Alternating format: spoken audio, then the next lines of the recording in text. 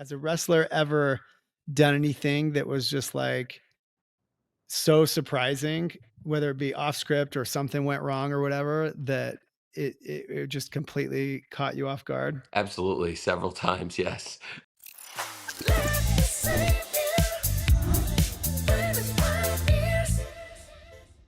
Welcome to the Let Me Save You 25 Years podcast, where each week we break down a new Shawnism to help you skip the hard lessons I had to learn the long way and build something bigger, better, faster than I ever did. I am Shawn D. Nelson, that love sack guy sometimes. And this show is your backstage pass to the stories, strategies, and mindsets of extraordinary people, where we go in depth on just one topic each week. Thank you for your support thus far. Look, I purposely pursue no advertisers for this podcast. I just want it to be purely useful to you. I've gotten some great feedback. People that keep me going by telling me how they've applied some of these lessons to their lives.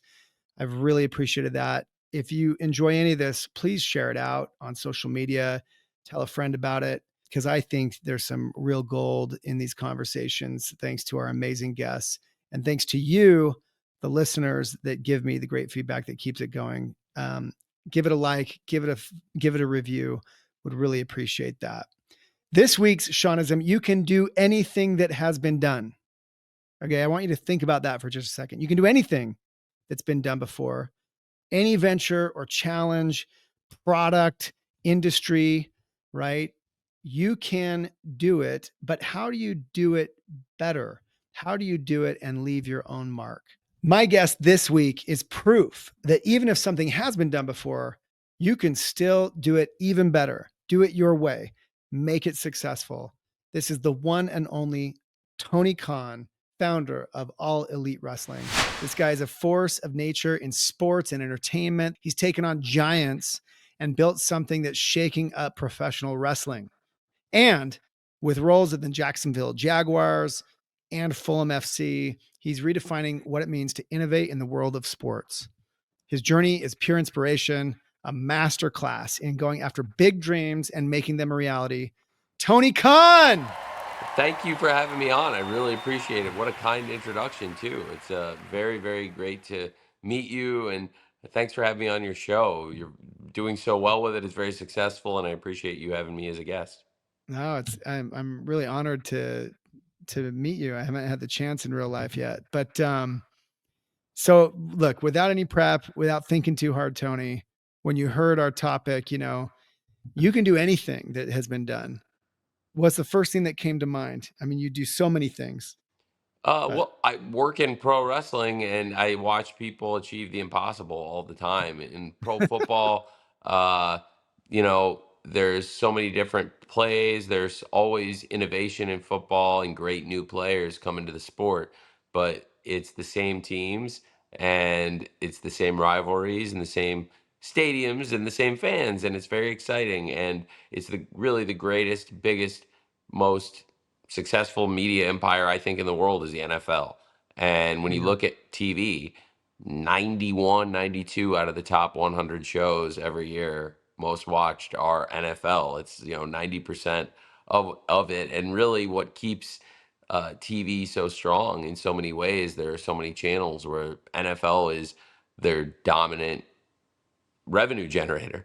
And I think football first and foremost, but also pro wrestling, working in AEW, we've been able to build something, do something in terms of having an international wrestling promotion, uh, something that hasn't really been built up from scratch in modern history. There's really only been one major player that survived the wrestling wars. So it was really cool to be able to revive and launch a wrestling promotion with AEW and then be the first company ever to have our shows simulcast now, with our shows on TBS every Wednesday and on TNT every Saturday.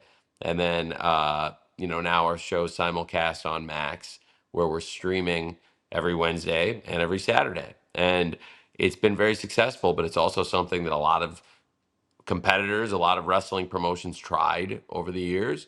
And AEW's really been able to succeed because of the fans and the wrestlers. Yeah. I think it's a perfect example. In fact, as these Shawnisms, as we make a list of the different Shawnisms I want to unpack on this podcast and start lining them up with guests and things that would be good to speak on this, I can't think of a better fit than you for this topic. Is, because in many people's eyes, something like pro wrestling is such a phenomenon, right? It kind of mostly it's like an American thing. It's not like, okay, like we get into soccer, right? It's an international sport played by like every nation. In fact, America is like almost last to the game. Um, and then you have this thing like pro wrestling that's so unique to our culture, that was kind of invented out of thin air. And many people are like, if you're not into pro wrestling, then you think it's like ridiculous. Like, what am I even, what is this about? Right. If you're watching from the outside, if you're into it, I mean, it's just as serious as every major sport, and in some ways more serious, because from a media standpoint, as you've proved and as you know, it's a monster. Like, the loyalty and the reach is insane, right? Around this phenomenon of people doing ridiculous things. And I mean that with a lot of love. Like, they're leaping, they're hurling bodies through the air, right? That, and is it fake? Is it real? Is it, what even is it? Yet you've proven that with something so unique and strange in a lot of people's minds, not only can it be done, but it can be done again and done better, done differently, because like for a long time, it's kind of like this monopoly. And here you come along and find the right formula that allows it to be um, competitive and in many ways superior to the original, right? Or to the one that's obviously was in dominance. And so I think like it's a perfect proof that anything can be done that's been done before, and even done better. Well, I really appreciate you saying that. I think there's been so many great wrestling promotions over the years, and it's a great, great history of wrestling across the world. Wrestling is something that, like you said, it is unique in many ways to our culture, the American wrestling experience, but there's great wrestling all over the world. The lucha libre in Mexico, and the Yeah. pro wrestling in Japan, and pro wrestling from America that's watched all over the world, and everybody has their own unique perspectives on it. So that's one of the great things about traveling with wrestling. AEW is on in over 150 countries. So with All Elite Wrestling, we've been able to find fans in every corner of the world, and traveling to London for AEW at Wembley Stadium. We set a world record with over 81,000 tickets sold, Wow. and it was the greatest experience. And we've been back and had great, great international fans coming over, and fans from all over the world traveling to see the shows abroad and here in America. And it's a really, really cool thing. And with AEW, we've also been able to tap into now streaming. We've had this great thing going for years.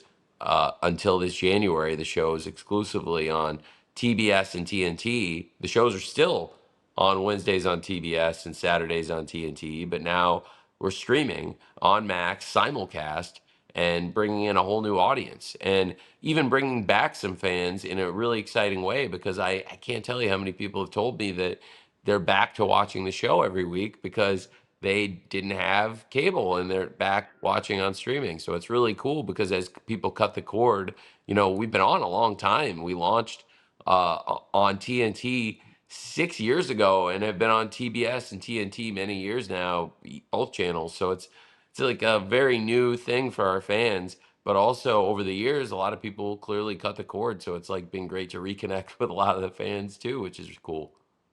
Yeah. So many questions I have for you. Let's start with like, as we think about this idea that it's almost like, there's a Coca-Cola, there's a clear leader out there, and they've never been challenged. There isn't a Pepsi, and you came along. The road is littered with, in the past, with soda brands that have tried to do it, with even wrestling brands that have tried to do it.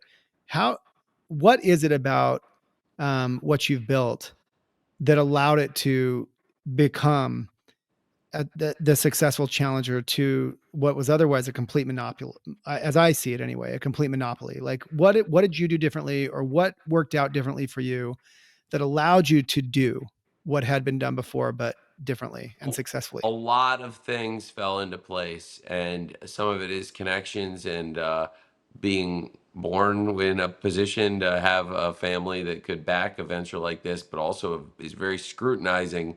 My Mhm. father and he did not originally think this was going to be a great idea, so I really had to do some How hard. did you convince him? Well, it's a long story, but basically, I am a huge wrestling fan, and my family has a background. My father is an auto parts entrepreneur, and he built something really special in the world of auto parts at Flexingate, and then he purchased the Jacksonville Jaguars, and I love football statistics analytics.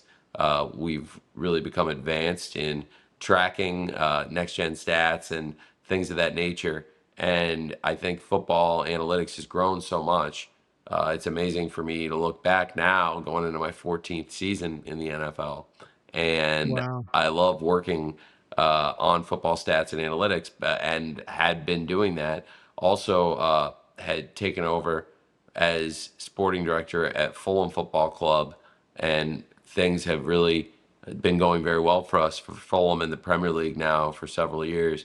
And that's a really exciting part of my life that I love. I love English football very, very much. Mhm. And I was working on these things. I also had a home and a life in LA.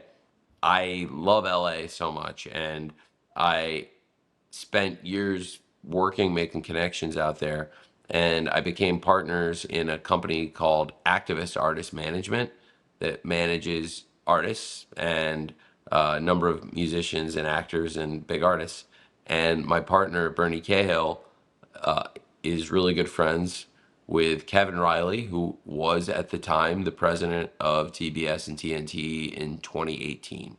And in 2018, which I think was the right time to do this for many reasons, many factors that were happening in the pro wrestling TV business, a number of reasons why I think we came in at the right time with AEW.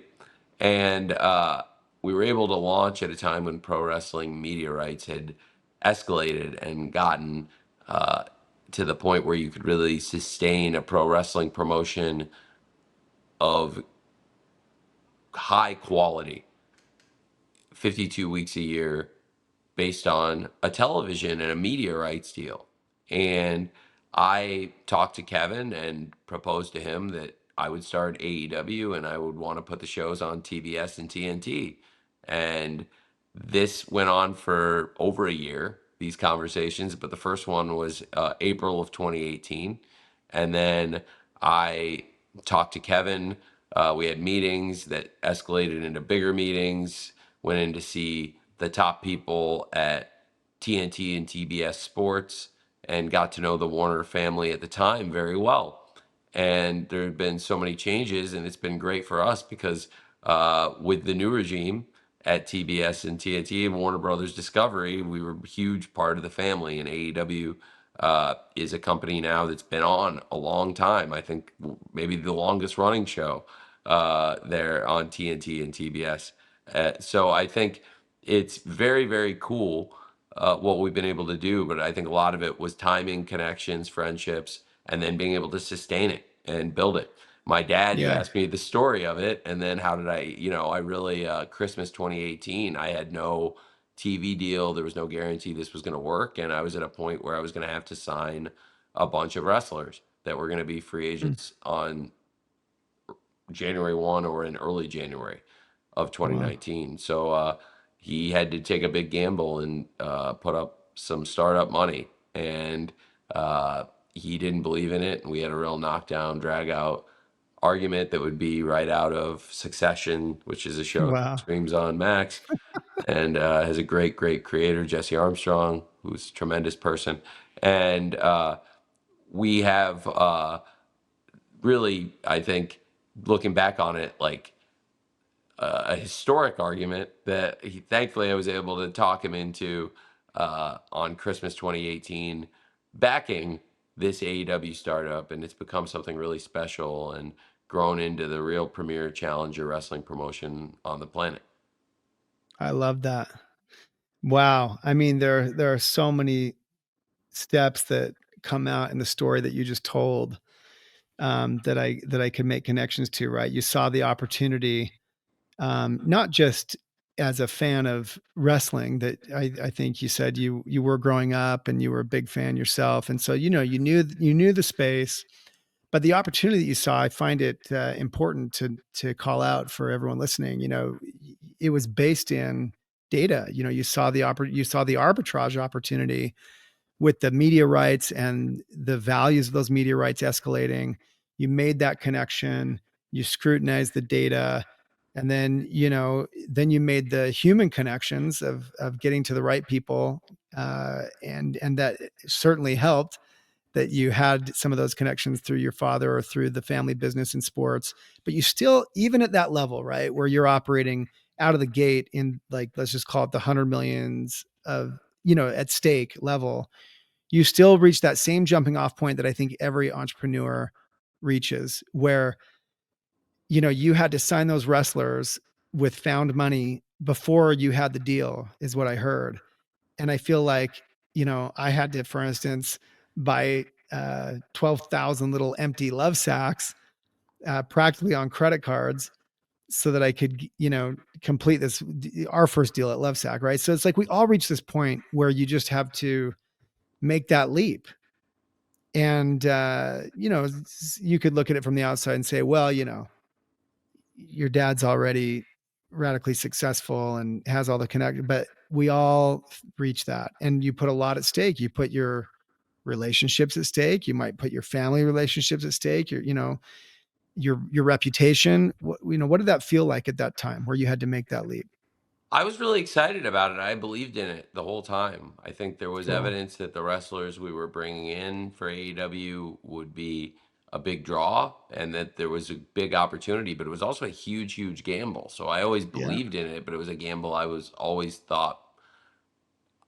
believed it was a calculated risk and a good risk to take that would have a big payoff, but there was no guarantee it was going to work.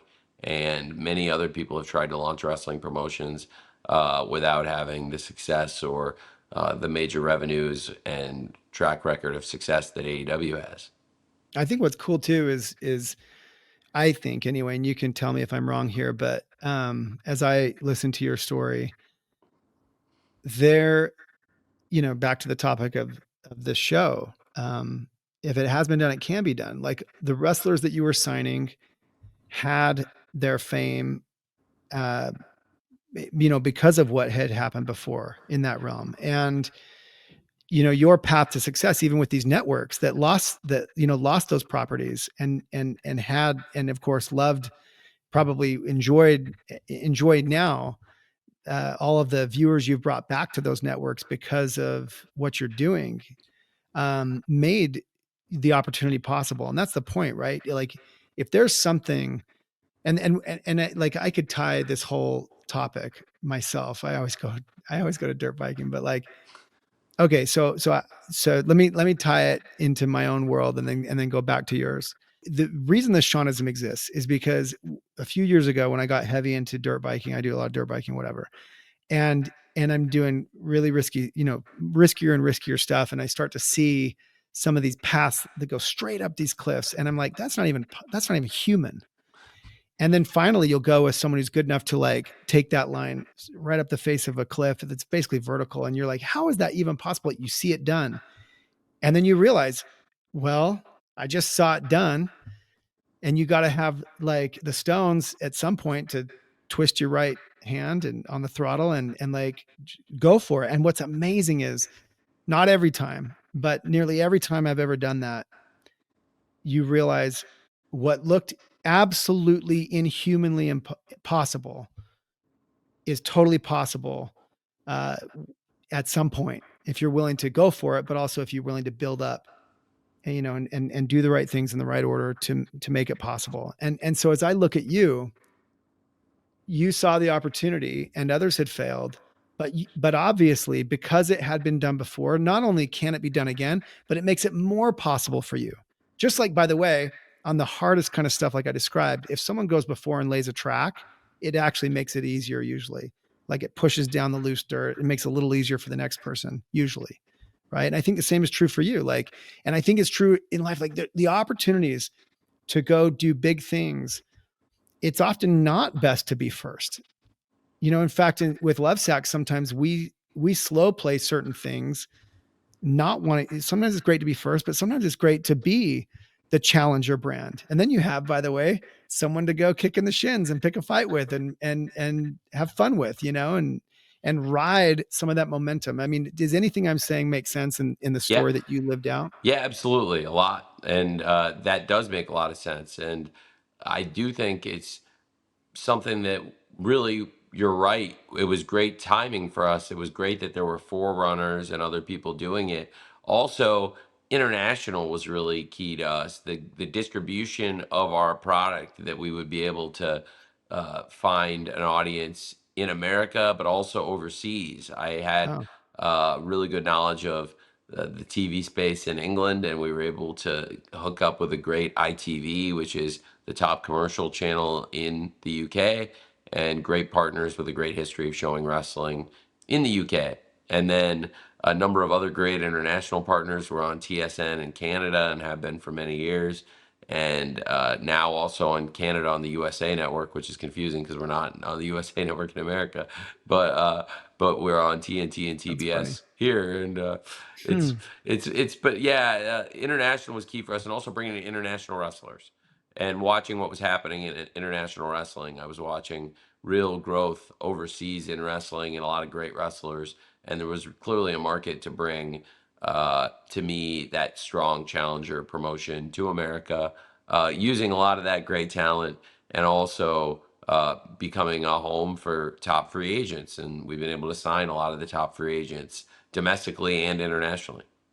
And so for listeners who are not, into wrestling or don't follow it and know it in and out like you do, um, do you find that the fans are kind of league specific or like loyal, and are you, like, for those that obviously follow your competitors, is AEW or something to be like to turn, I don't know, something to be like fought?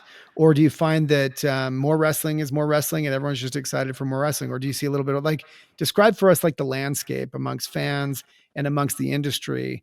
Because you've come up so quickly and become, uh, at the very top. Like, how has that challenged people's perceptions? It's fantastic, and I think you maybe were about to say I thought a bit of both, and I think that's what it is. I think it's a bit of both, where there are a lot of wrestling fans on the one hand that are very promotion specific and really love it, but I think there are also a lot of wrestling fans that watch everything, and we've really built a great market share and a ton of awareness. And what's cool is it's continuing to grow because, like you said, AEW is still in many ways new and not as established. 5 years is a long time to be on TV, but in a business landscape, to be competing with a company that's been around for decades and decades, going on a century, it's something really challenging on one hand, but it's really, really cool. The market share and the awareness we've been able to build, and also the growth that I still think we can have, and the opportunity we have, and right now, to be able to take a step forward. It's very rare in pro wrestling that you get chances like what we've been able to do, first getting on TBS and TNT and then getting this Max deal. It's a big thing and it's historic. It's something nobody in wrestling has been able to do, and Yeah. certainly no challenger promotion ever did. So it's a very, very exciting thing for us. And I believe for a lot of wrestling fans, and yeah, the wrestling fans, to your question, I think everybody has different opinions. If you asked every wrestling fan in the world to say who their top 20 favorite wrestlers are currently and their top 20 favorites of all time, 99.9% of the list would be different. You'd see some common people that would make most of the lists, but there would be a lot of different opinions on that. So Yeah. I think that's one of the things that really makes wrestling great.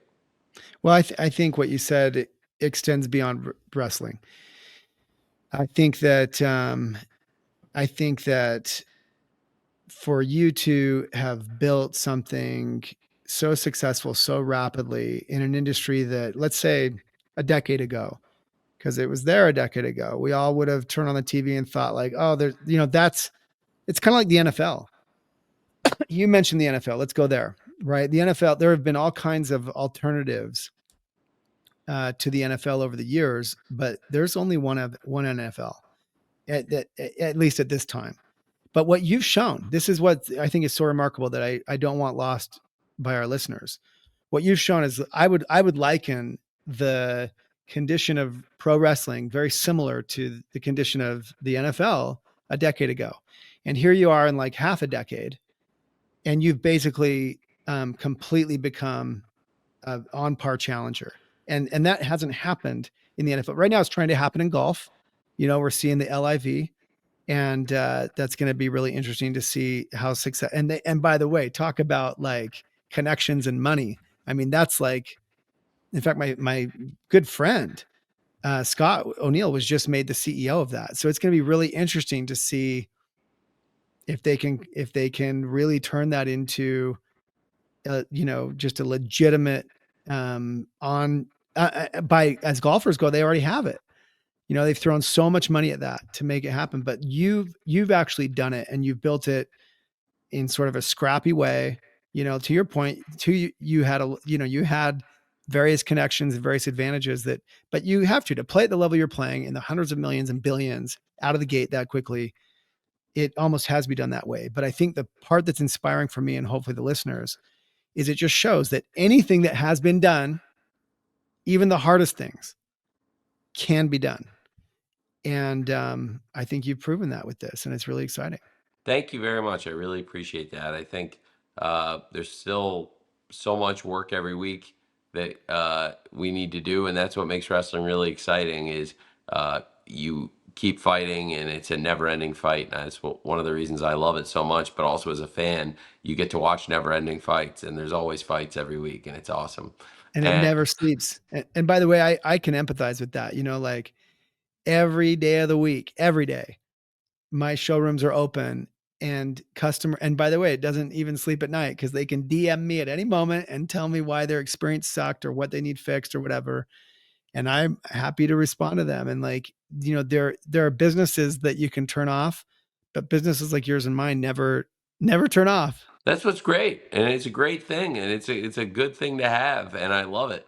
So what we've been able to do, I really appreciate you saying that. It is historic. It's something special, and I love wrestling so much, and it's great to be able to bring wrestling to fans all over the world, and to be able to do something that has been significant in the world of wrestling. It's very very cool, and it's a world that I was always dreaming of making some kind of significant impact in. So it's great that we've been able to do it, but also that AEW has grown so much. And, to your point, it is a testament to the fans and the people who work in the industry. And being able to do that, I think AEW is the biggest sports startup since the AFL, and the AFL, NFL eventually merged. This I don't know if I can't say I ever see it going that way, but uh, NFL and AFL was the last time where you had a challenger brand that was as big of a market share and as legitimate of a challenger as what we have now with AEW. So I always say it's the biggest challenger brand startup in sports since the AFL, and the AFL did something really special and still holds a really special place in football history, even after what ended up being a very historic merger in football. Absolutely.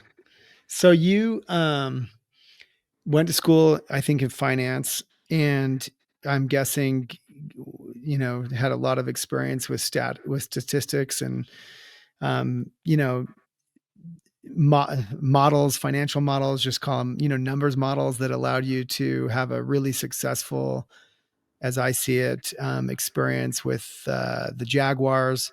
running analytics and being involved in those sorts of things. How do you reflect on, for people listening as they think about their own skill set and things they might invest in? How do you reflect on your ability to leverage analytics and these sorts of skills to help you succeed in business or in life or in sports? Well, it's a great question. I have learned a lot there as well over the years, and I really have embraced the knowledge and the insights that we can capture from data and data analysis. I'm the chairman of the most successful, most prominent sports analytics engineering firm in the world, True Media. We've really grown to where the vast majority of Major League Baseball teams, all but a few, work with True Media, and most major media partners in sports, like ESPN, is a great example where there's thousands of people at ESPN that use True Media, the New York Times and the Athletic, and countless media enterprises and also pro teams across football, NFL, college football, baseball, like I said, with the Major League Baseball, but college baseball, capturing insights and trying to uh, find actionable information and trying to learn from it and figure out how you can use it in your decision making. There's a lot of value to it. And I believe in it and studying information. And also, I love the sports. And it's really like so many things in life, a blend of human insights and being a human being and applying the information. And I think so much of life is a mix of those things. Yeah, I mean, I love this about your background because it's easy for someone on the outside to look and say, "Man, okay, great topic, Shawn. You can do anything that's been done. This guy spun up a whole, challenger brand to one of the most successful media sports realms in the world. But, come on, he had a billionaire dad and all the connections and whatever. But, you really uh, developed a lot of the skills through hard work and through your studies and everything else that have allowed you to have the success you've had, not just with AEW, but in sports analytics, et cetera. I mean, all these, you're running multiple organizations involved with multiple investments um, in this realm. Any advice you'd have for someone who may not have all the connections, but can certainly learn from the investments you made in yourself and the pursuit of knowledge in that realm? Any advice you'd have for someone out there that wonders how they can benefit from pursuing this realm? Yes, a number of things. If there's something you really, really want to do, and there's a field you really want to uh, be a part of, I think you have to get close to it. You have to figure out uh, where the industry cluster is, where most of the decision making or most of the product or art or whatever it is being made that you want to be a part of, and then figuring out who's influencing it. And there may be many people influencing it or there may be very few, but trying to become a part of it. And also developing a skill or developing skills, and your skill may be just being willing to do things and being very, very good at taking feedback, very, very good at doing menial tasks, even at first, and becoming indispensable to somebody who's really powerful or somebody that's really important in that industry. And I think you can make yourself indispensable in a number of different ways. And you don't have to try too hard where you're trying to do too many things or trying to get in too many lanes, I guess. Sometimes it's good to pick a lane and try to be really successful in that lane. So there's so many ways to do it and so many ways to grow and learn. But I think those are good insights, and loyalty and hard work are always appreciated. Look, I think that's a great answer. I think that recently a young person reached out to me just for a little bit of mentorship or coaching or whatever. And I felt a little bad that my answer to her was just go be a front desk person for this. She wanted to get into, she doesn't know what she wanted to do, but she wanted to be in health and wellness and whatever. And she had some other job that paid her bills that was unrelated. I'm like, look, she's like, but I don't have any experience in that. I'm like, just literally go be a front desk. Like you just said, like find your way into the industry. And of course, I'm not trying to tell her to go be a front desk person forever, but it's like, if you're trying to be in an industry, go be in that industry. Cause even, as some assistant or getting coffee for someone or whatever it may be, you're going to glean so much and learn so much, just by being around it, right? That there's value in that. And if you have a better way to get in, of course, or your education allows it, or your experience allows it, that's fine too. But I think so often we want to disrupt, we want to produce, we want to go be an entrepreneur, but you know, you have to you can't underestimate how much knowledge there is out there that you don't have, and it can be gotten in many other ways than just going, right for the top of the food chain out of the gate. Absolutely. No, absolutely. That's very, very true. And there's people that are making hundreds and sometimes thousands of decisions a day, and they don't do it completely on their own. They need help, and help comes in all kinds of different ways, and people are useful in many, many different ways to help. And I think there's all kinds of ways you can explore getting into the industry you want to be a part of. Have you had people along the way reach out to you, and ask for your mentorship or coaching that you've said yes to? Yes, to some extent. But a lot of times people ask to like shadow you, and I'm like, what is that? Like, thanks for no, I don't have time for that. Yeah, yeah, I don't I'm need that. like living, I'm doing a lot. Like, I don't have time Yeah, to have you yeah, follow me into the bathroom while I'm on the phone with, yeah. various important people. And like, so yeah, I just think it's really it depends. I do think I try to give advice when I can, but no, you get people asking for work a lot, but when I do get asked about mentorship and advice, I try to give good advice. So, I can't necessarily be a 24-hour accountability buddy to somebody, but I do really like corresponding with people and hearing how people's journeys are going. I think another cool, aspect of what you've done is helping, to use your, experience as an example.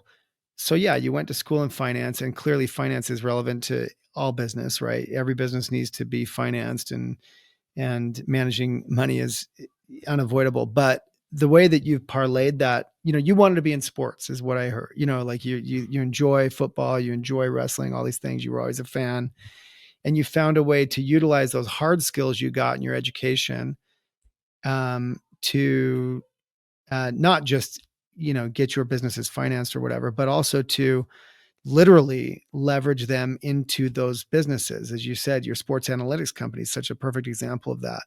And I just think it's a great example where, like sometimes people look at me as like this beanbag guy, and like, I cut out sacks on my parents' floor and started selling them one by one, like the whole love sack story.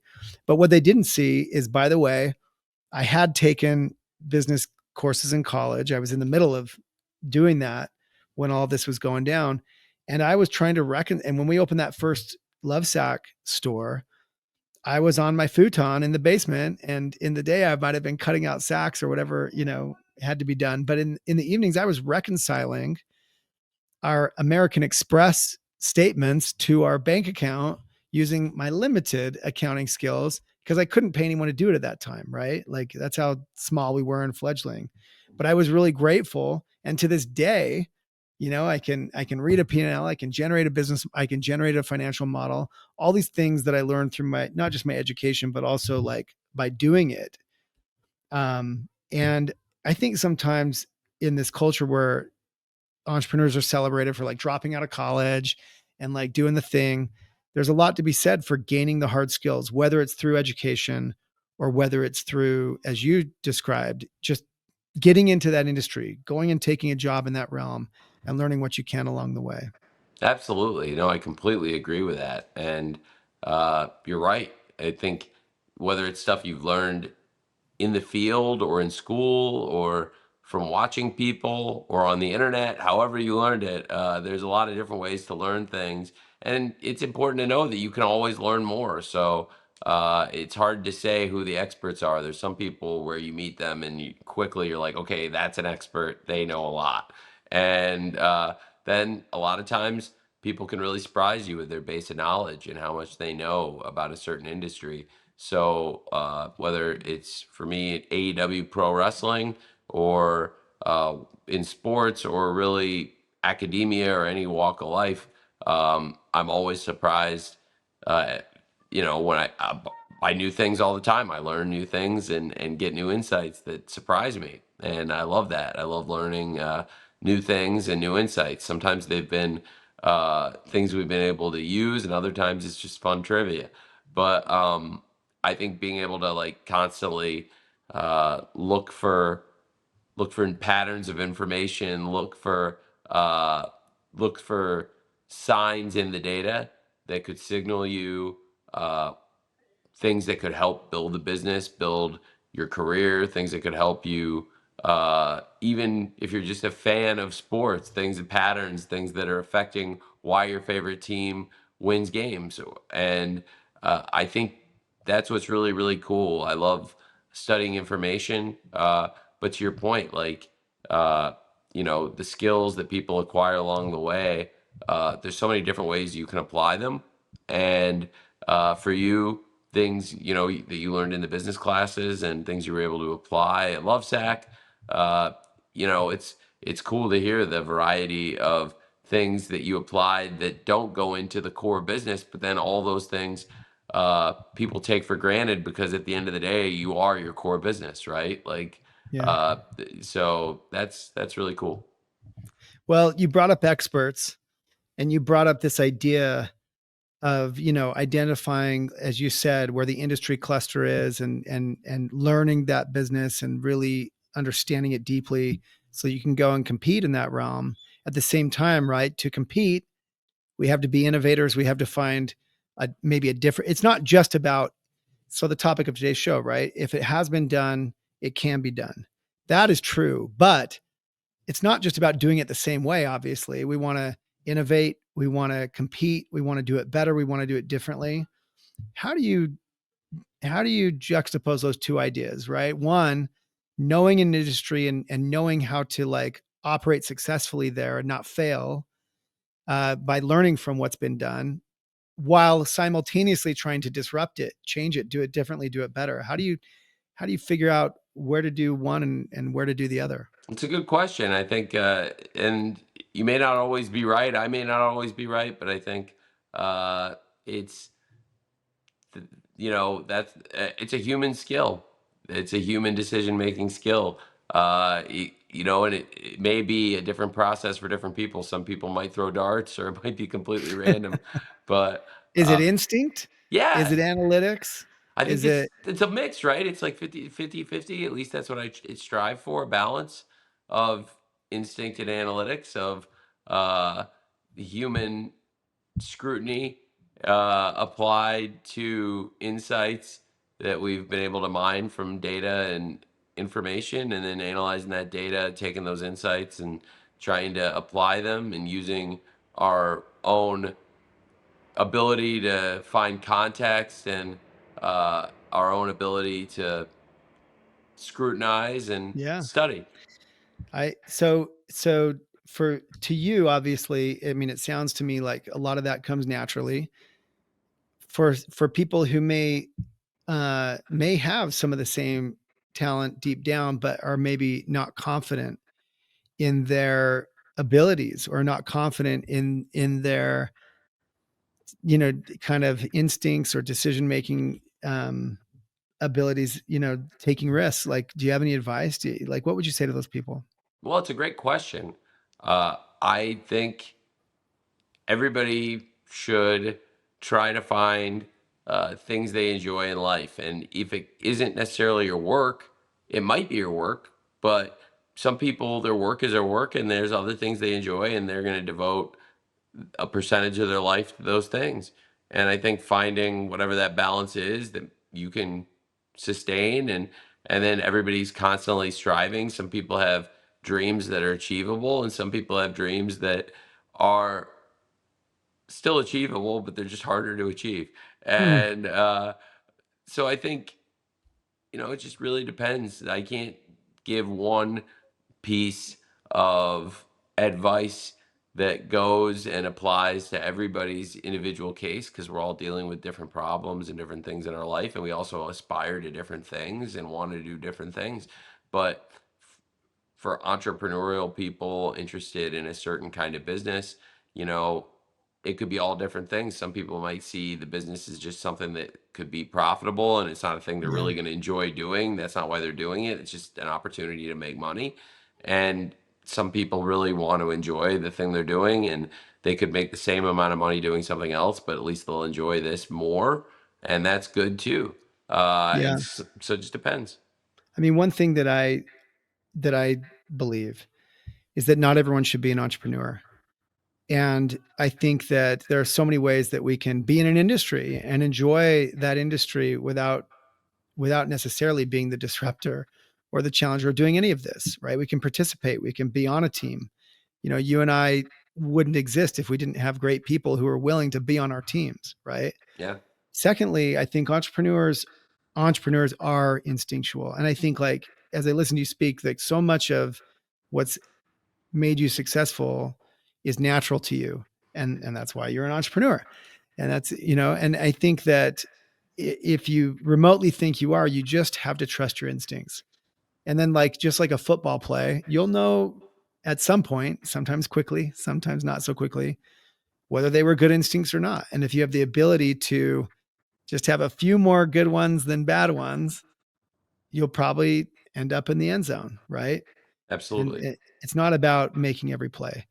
And I think that, so I know it's a bit vague, but that's the best advice I can give in that realm. And as I observe you as well, I think we can take advantage of the instincts and abilities and creativity of others. And I think, like, you're a great example of that with your wrestlers.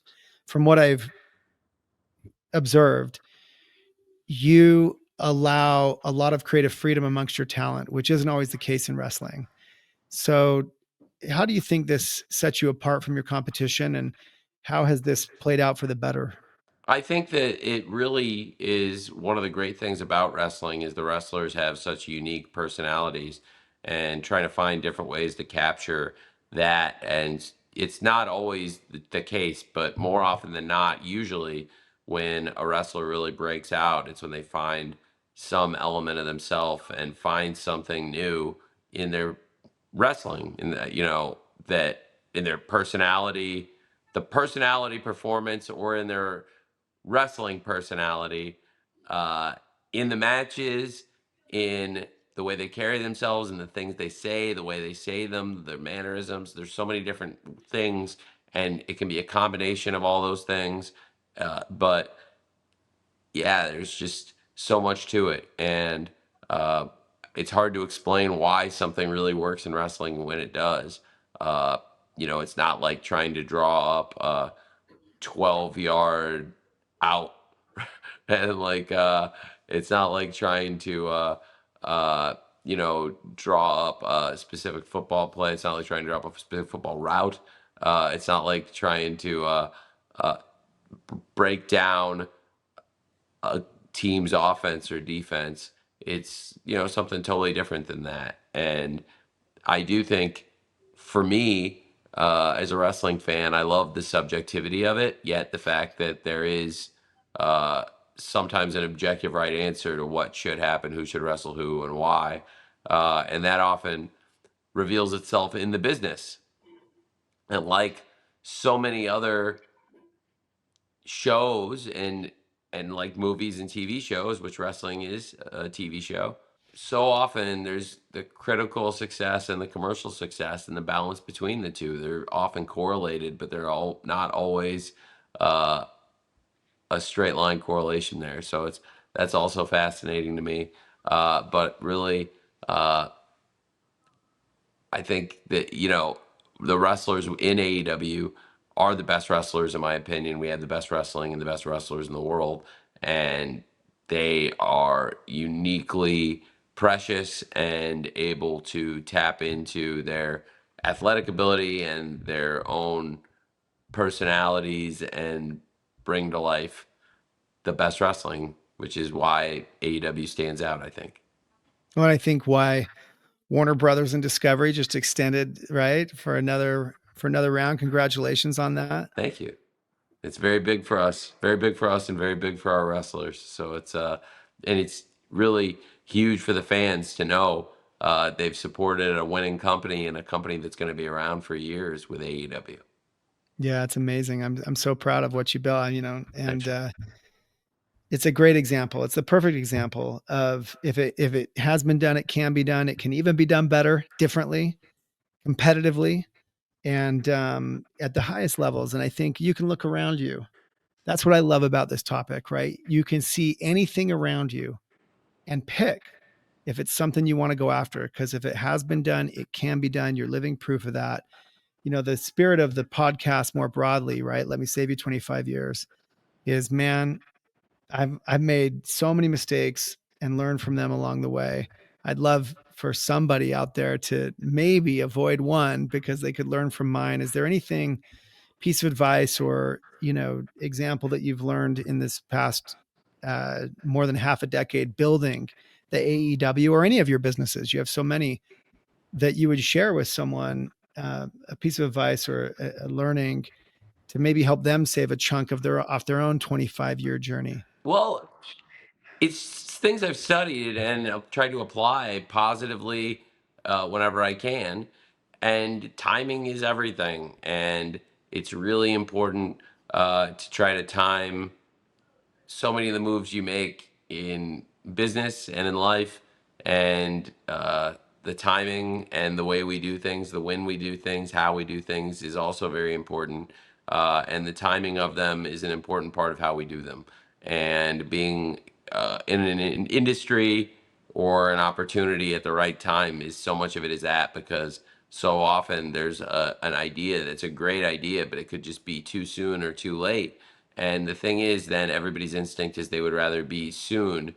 And sometimes you can be too soon with an idea. Yes. And then it's a great idea. And then years later, somebody tries it and it works. And it's like, you know, they just timed it right. They do. You were too soon to market when the industry or the market wasn't ready yet. Or by the way, just like that skinny little tire track up that edge of that cliff, sometimes it is safer and better and more likely to succeed to be the follower. There are many followers and challengers that do better than the original, and many originals, as they say, that end up with arrows in their backs. And it's great that they forged the way, but we can learn so much by learning from the mistakes of others. That's a great bit of wisdom. I think the timing thing, and it's a great solve. When things go wrong, sometimes maybe the idea was right, maybe the execution was right, but if the timing is somehow wrong, and you can't always know at the moment that the timing was wrong, sometimes you just have bad luck. I guarantee. You were talking about. We were talking because you have roots in LA. I was thinking about this. That I guarantee there are people who just moved in or just went into heavy debt or just did a remodel that they're not going to or whatever.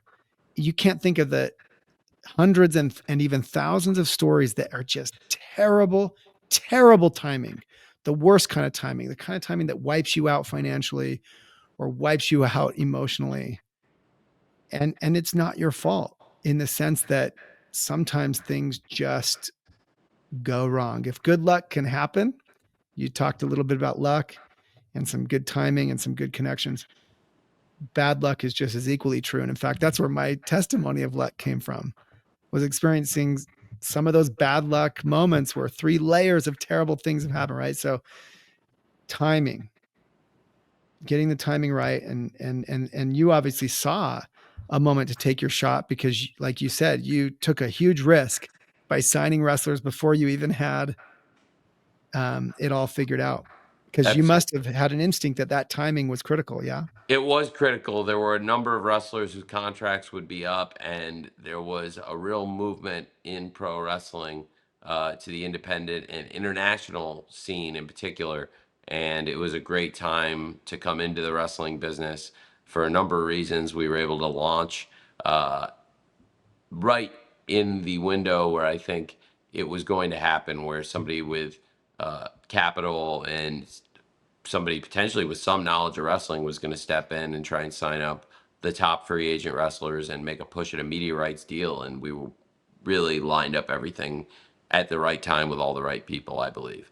Okay. So it wasn't just instinct and it wasn't just arbitrary, but it was analytically the right time for you to make a move, and you had the stones to go for it, and you found the support to do it. So congratulations on everything you built. It's amazing. Look, you can follow Tony on Instagram at Tony R Khan, Khan, right? On Twitter at Tony Khan. And we are just a little more than a month away from the AEW Revolution on March 9th. So everyone be sure to check that out. That's exciting. That's very exciting. Thank Yeah, man. I mean, we're so grateful to the Sultan of the Squared Circle, the Emperor of AEW, Tony Khan. Everyone Thanks, be Shawn. sure to follow Tony and stay in touch. And God bless the AEW. Yeah, it was really, really great spending this time with you. I appreciate it. As I was saying, we do the show every Wednesday night on TBS. It's on at 8 p.m. Eastern, 7 p.m. Central. Every Saturday night on TNT, it's on there 8 p.m. Eastern, 7 p.m. Central. So prime time Wednesdays and Saturdays, and also now streaming on Max, which is a great, great platform. Led by a great, great company, Warner Brothers Discovery, with a great leader, Mr. David Zasloff, and so many great people that have really backed AEW and made this possible. And thank you for having me on. I really enjoyed it. Absolutely. Just remember, as Tony's proven, if it has been done, it can be done. And just believing in that might just save you a bit of your own 25-year journey. Thanks so much.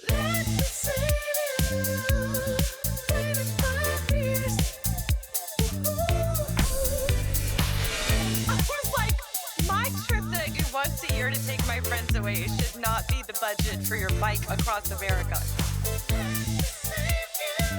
TikTok has become an aggregator for some of the dumbest human actions. When I won that million, I was $2 million in debt, barely hanging